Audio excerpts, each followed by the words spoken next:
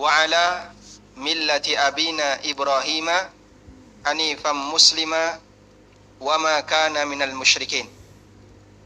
Walhamdulillah, Allah jadikan kita hambanya yang berada di atas fitrah. Dan bagian dari fitrah yang Allah berikan kepada kita, Allah subhanahu wa ta'ala anugerahkan kepada kita hidayah untuk mau melaksanakan penghambaan hanya kepada Allah. Karena siapa yang memiliki dua Tuhan, pasti dia menyimpang dari fitrah. Sebab fitrah yang Allah ciptakan untuk manusia, fitratallahi allati fataran nasa 'alaiha, la tabdila li khalqillah. Fitrah yang Allah ciptakan untuk hambanya adalah mentauhidkan Allah Azza wa Jalla. Karena itulah ajaran syariat adalah ajaran yang sejalan dengan apa jamaah? Dengan fitrah. Sebab ajaran syariat mengajarkan manusia untuk hanya menghamba kepada satu Tuhan dan bukan menghamba kepada banyak Tuhan. Dan kita juga bersyukur kepada Allah atas hidayah fitrah, sehingga kita meyakini bahwa syariat Islam, ajaran Islam berbeda dengan ajaran agama yang lainnya. Maka program yang diselenggarakan oleh sebagian orang untuk menyamakan semua ajaran agama ini menyimpang dari fitrah. Allah subhanahu wa ta'ala menyebut orang mukmin sebagai apa? Innal ladzina amanu wa 'amilus salihati faulaika hum khairul bariyah. Orang mukmin yang beramal saleh mereka itu adalah khairul bariyah. Sedangkan orang kafir, walladzina kafaru ulaika hum syarrul bariyah. Sehingga bagaimana mungkin antara mukmin dengan kafir disamakan? Yang satu disebut oleh Allah sebagai khairul bariyah, yang satu disebut oleh Allah sebagai syarrul bariyah. Tapi Pak, itu kan kembar. Khairul bariyah dan syarrul bariyah bukan kembar. Punya anak kembar jangan dinamai yang satu khairul bariyah, yang satu syarrul bariyah. Khairul bariyah artinya makhluk terbaik. Syarrul bariyah artinya makhluk yang terjahat. Sehingga Allah subhanahu wa ta'ala bimbing hambanya yang beriman untuk menjadi khairul bariyah, makhluk yang terbaik, memberikan kemanfaatan bagi kehidupan manusia dengan ketaatan dan amal soleh yang mereka kerjakan. Kok bisa Pak? Karena setiap amal soleh yang kita lakukan menyumbangkan kebaikan bagi muka bumi. Sebaliknya, kemaksiatan yang dilakukan oleh hamba menyumbangkan kerusakan bagi muka bumi. Sehingga Bapak Ibu ketika melaksanakan salat, hakikatnya menyumbangkan sekian persen pelestarian alam. Sebaliknya ketika ada orang yang berbuat maksiat, hakikatnya dia menyumbangkan sekian persen kerusakan alam.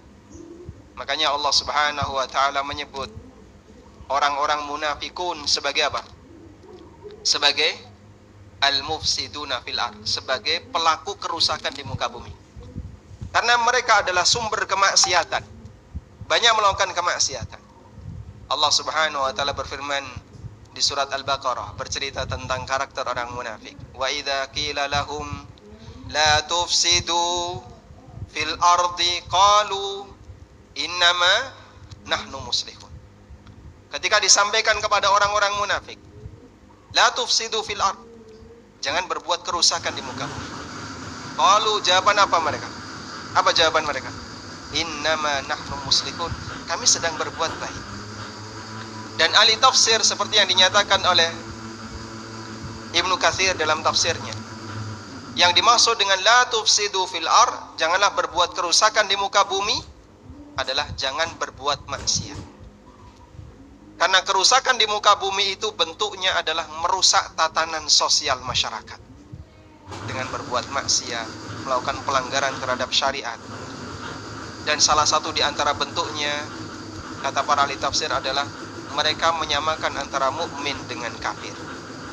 Makanya pada saat mereka dilarang la tufsidu fil ardi, orang munafik itu mengatakan innama nahnu muslihun, kami sedang berbuat baik.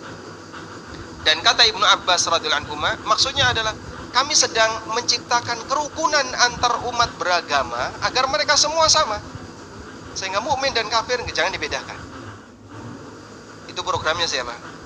Munafik di zaman Nabi sallallahu alaihi wasallam. Dan itu mereka sebut innama nahnu muslihun, kami sedang berbuat baik. Lalu dibantah oleh Allah, ala innahum humul mufsidun walakin la yash'urun. Mereka lah hakikatnya perusak, tapi mereka tidak merasa. Karena dengan perbuatan seperti ini menyebabkan tatanan kehidupan jadi rusak. Mau membuat sama antara syariat Islam dengan syariat kekufuran, dianggap seimbang antara mukmin dengan kafir, padahal berkali-kali dalam Al-Quran Allah membedakannya.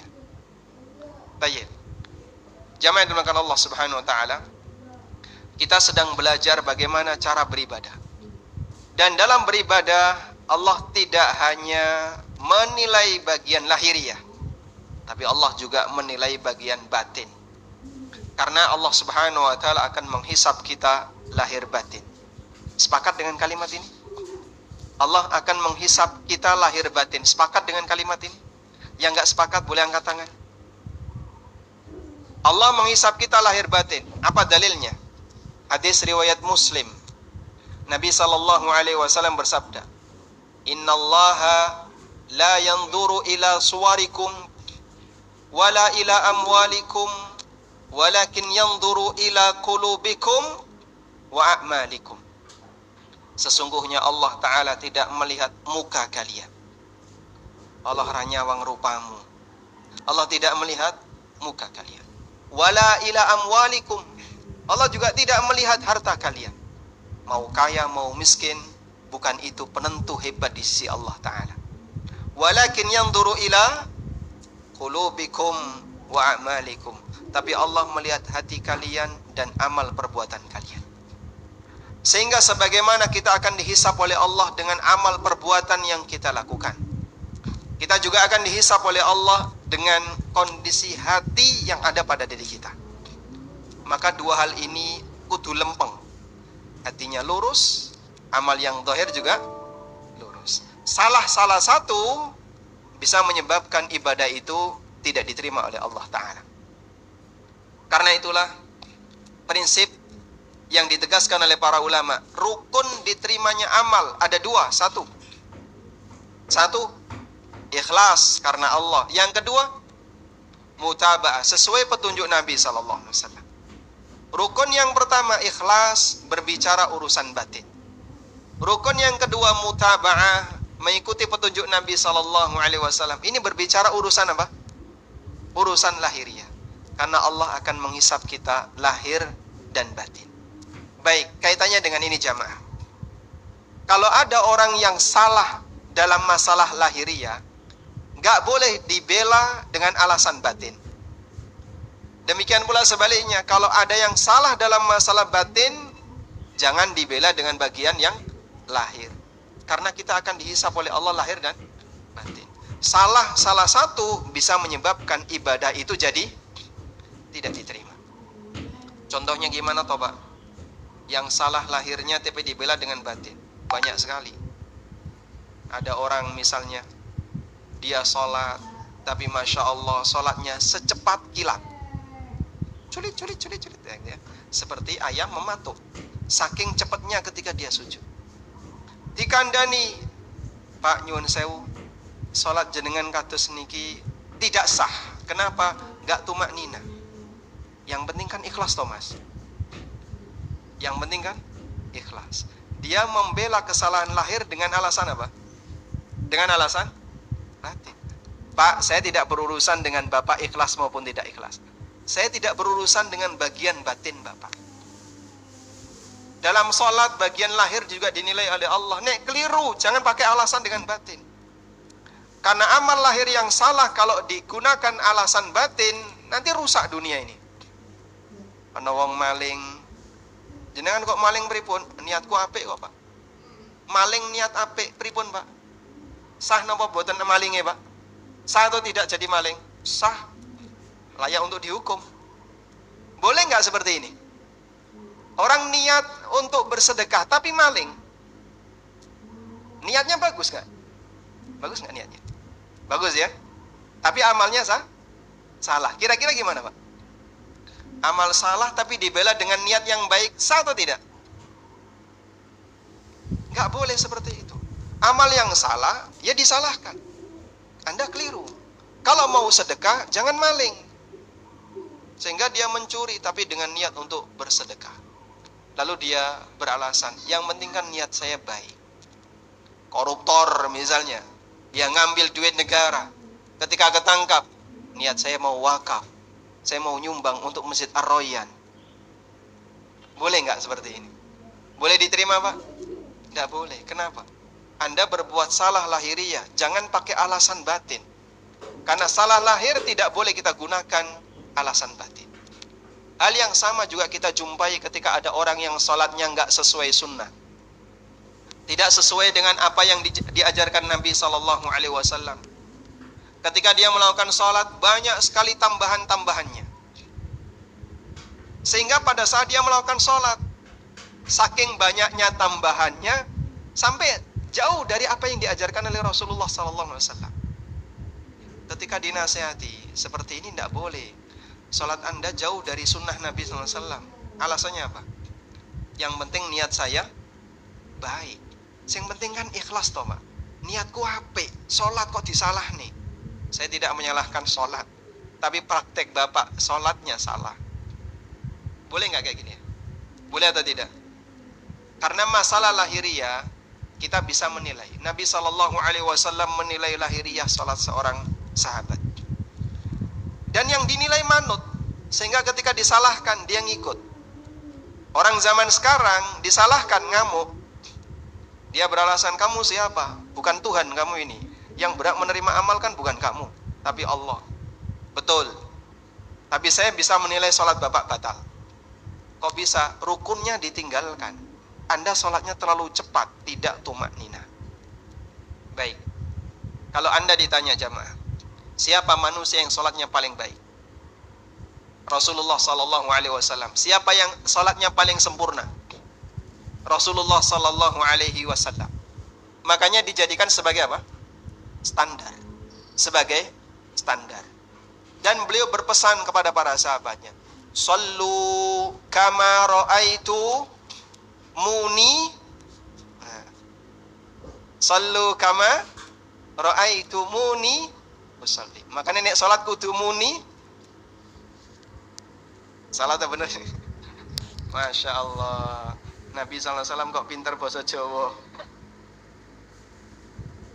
Sallu kama ra'aitumuni usalli. Salatlah kalian sebagaimana kalian melihatku salat. Salatlah kalian sebagaimana kalian melihatku salat. Karena salat beliau adalah salat yang paling sempurna. Salat paling standar, paling sempurna. Baik. Sesuatu kalau sempurna, Pak, ditambahi itu makin bagus atau makin ngerusak? Sesuatu kalau sempurna ditambahi itu makin bagus atau makin ngerusak? Kok bisa? Karena udah sempurna. Masya Allah ya, Anda sempurna dikasih oleh Allah 2 telinga. Yang mau ditambahi 1 telinga angkat tangan. Ditaruh di atas. Ada yang mau? Baik, kita sempurna dengan dikasih oleh Allah 2 mata. Ada yang mau dikasih tambahan 1 lagi? Taruh di tengah begitu. Baik. Sesuatu yang sempurna ketika ditambahi itu merusak. Makanya penambahan dalam urusan agama itu bukan semakin memperbaiki, justru semakin merusak. Sehingga kalau kita mengakui bahwasanya Nabi Muhammad SAW salatnya terbaik, paling sempurna, maka berarti meniru bagaimana cara beliau sholat, berarti kita sedang mempraktekkan bagaimana cara sholat yang paling sempurna. Syariat Nabi Muhammad SAW apakah sudah sempurna jamaah? Sudah belum? Meskipun ada orang yang nggak setuju, terserah dia nggak setuju. Tapi bagi kami prinsip sebagai hamba Allah yang meyakini kebenaran Al-Quran, Al-Yawma akmaltu lakum dinakum, menegaskan apa? Agama Islam sudah sempurna. Meskipun ada dai yang nggak setuju, ya terserah dia. Semua akan dipertanggungjawabkan di hadapan Allah Subhanahu Wa Taala. Dan kita tidak akan berhenti untuk menyampaikan dakwah kepada masyarakat bahwa Islam itu sempurna, meskipun mereka nggak setuju. Apakah gara-gara mereka nggak setuju kita harus berhenti, Pak? Apakah gara-gara mereka nggak setuju kita harus hentikan sampai di sini? Mereka nggak setuju, terserah. Dan kita terus jalan. Karena Allah Subhanahu wa ta'ala merintahkan kita untuk menyampaikan syariat ini sesuai dengan apa yang mampu kita sampaikan. Tayyib jamaah. Kembali kepada masalah tadi. Kita mengakui bahwasanya amal yang akan dihisab oleh Allah adalah lahir dan batin. Lahir salah, jangan beralasan dengan batin. Batin salah, jangan beralasan dengan lahir. Ada nggak yang batinnya salah beralasan dengan lahir?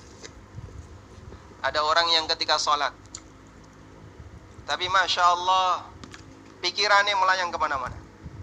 Boh tekan angkringan, boh tekan pawon, boh neng di kakaruan.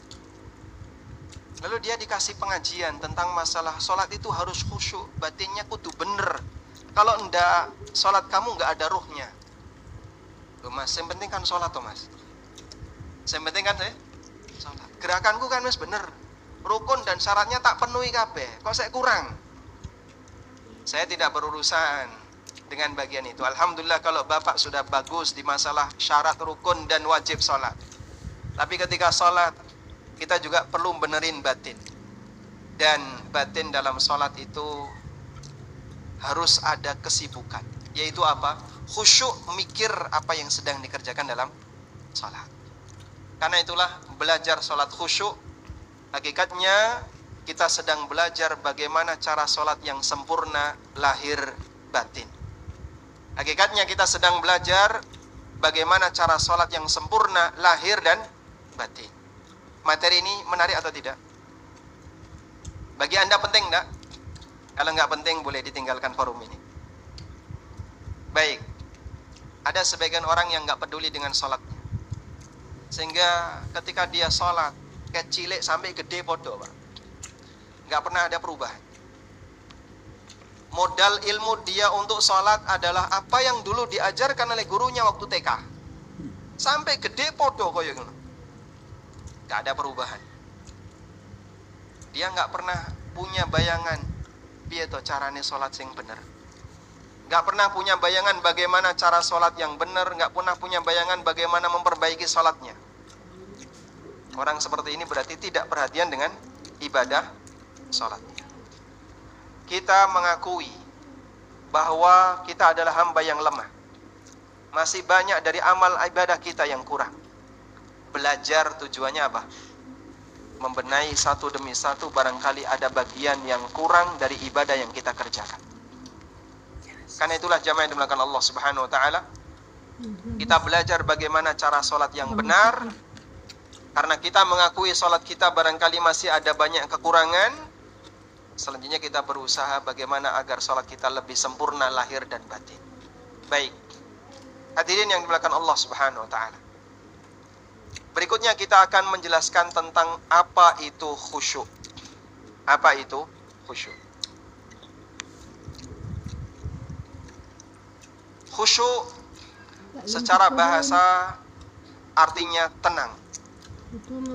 Allah Ta'ala berfirman dalam Al-Quran, wa khasha'atil aswatu lirrahman fala tasma'u illa hamsa. Dan semua suara itu khusyuk di hadapan Ar-Rahman. Yang dimaksud suara khusyuk di sini adalah suara itu tenang. Gak terdengar apapun suara yang tinggi. Wa khasha'atil aswatu lirrahman, semua suara itu khusyuk di hadapan Ar-Rahman. Fala tasma'u illa hamsa, sehingga tidak terdengar apapun suara selain hanya bisikan saja. Ayat ini berbicara tentang apa? Ayat ini berbicara tentang kondisi hamba ketika di padang mahsyar. Coba Bapak Ibu bayangkan, kalau manusia yang jumlahnya 1 juta dikumpulkan dalam stadion, suruh diam dalam waktu 5 menit, cep, jangan ada suara. Kira-kira bisa nggak? Susah ya? Teng celebung suara, kene bengok, kene bengok, kene bengok. Saking banyaknya orang 1 juta. Coba Anda bayangkan kalau yang dikumpulkan adalah 10 juta. Lebih rame lagi. Kalau yang dikumpulkan miliaran, lebih rame lagi. Bayangkan ketika yang dikumpulkan adalah manusia pertama sampai terakhir. Jin juga ikut di situ. Kira-kira ramenya kayak apa, Pak? Tapi ternyata suasana padang mahsyar tidak sebagaimana yang kita bayangkan. Gak ada satupun yang berani bersuara pada saat mereka dikumpulkan oleh Allah Ta'ala di padang mahsyar.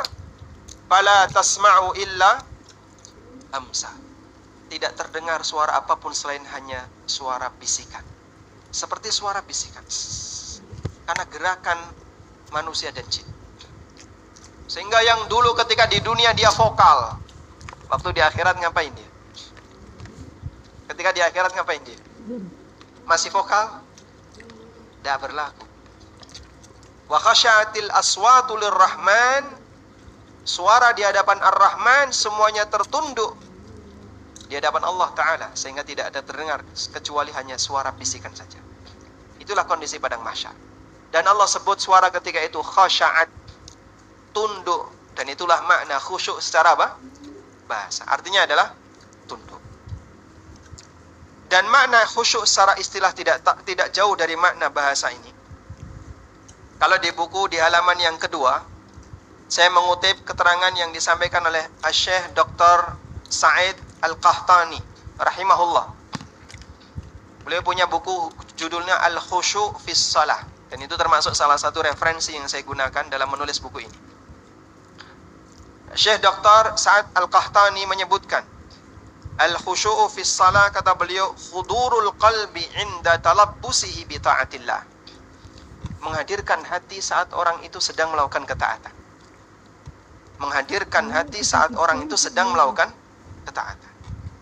Maksudnya gimana, Pak? Fisiknya beramal, batinnya juga beramal. Fisiknya beramal, batinnya juga beramal. Terus amal batin itu bentuknya kayak gimana? Nah, itu yang akan sedang kita belajar, yang insya Allah akan kita pelajari. Baik. Jamaah dimuliakan Allah Subhanahu wa Ta'ala, untuk bisa memahami ini, saya akan buat sedikit ilustrasi sebagai perbandingan.